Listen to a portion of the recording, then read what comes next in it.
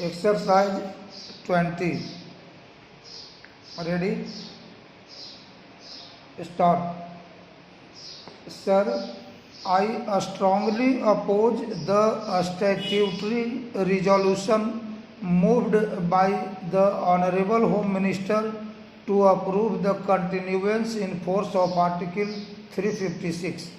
This is an article which has an anti-federal and anti-democratic character.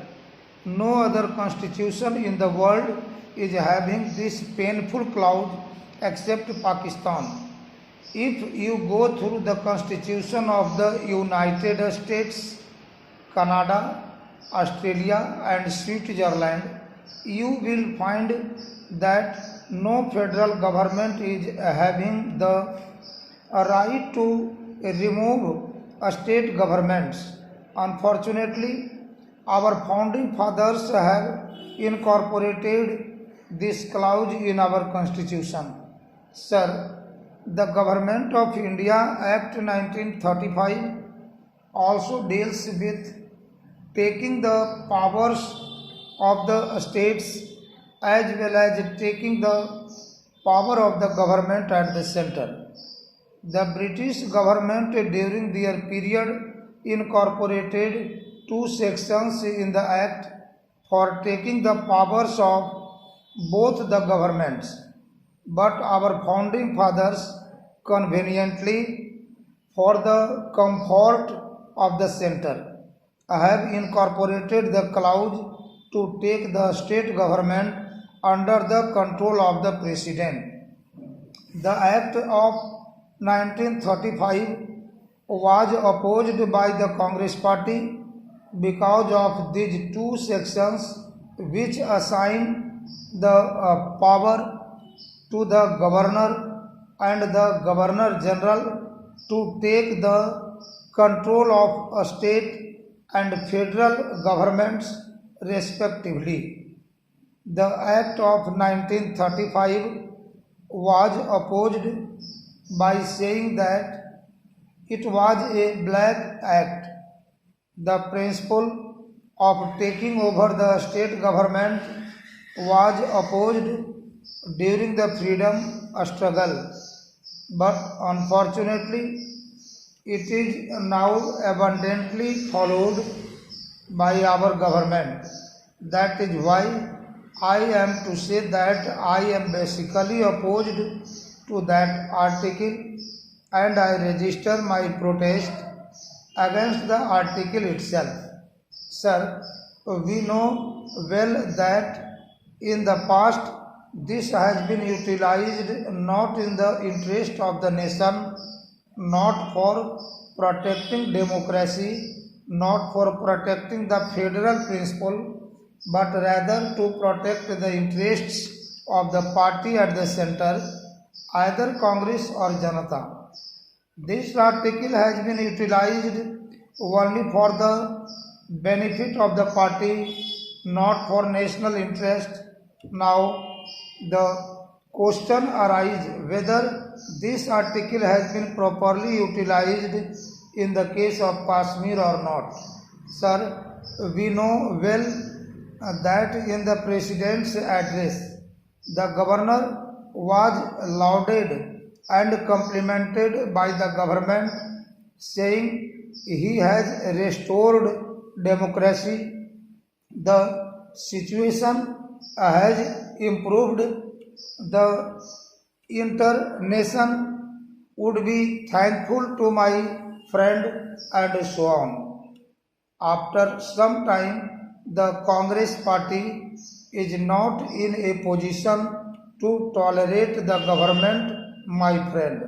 So it removed the state government from power by utilizing Article 356, but at the same time it did not dissolve the assembly.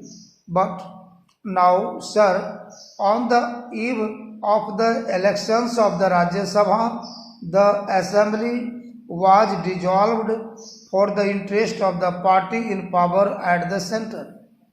Therefore, it is totally exercised for the benefit of the party here.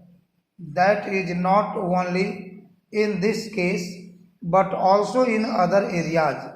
I am to remind the House that the government is not serious about the elimination of terrorism in Kashmir.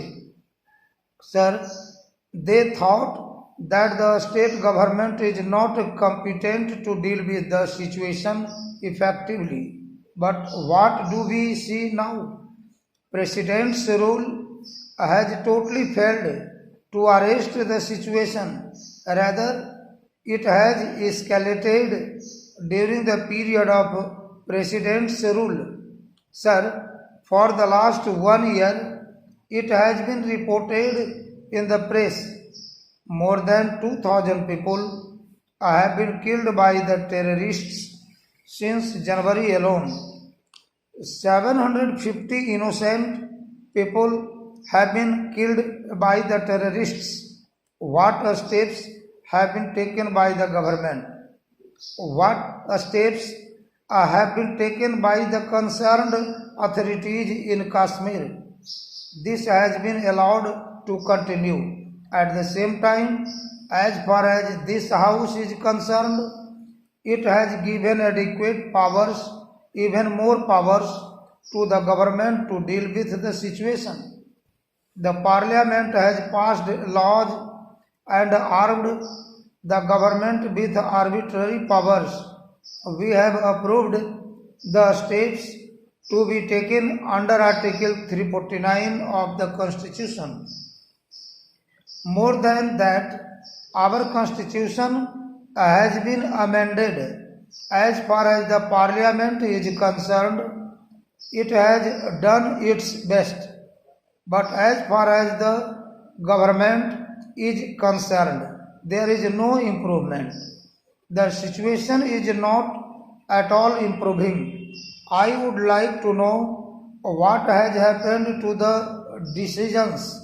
So many decisions have been taken in this House.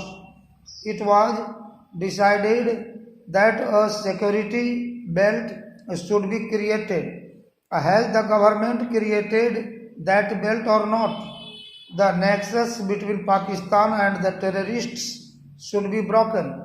Now, what steps have been taken by the government so far to break this nexus between the terrorists and Pakistan?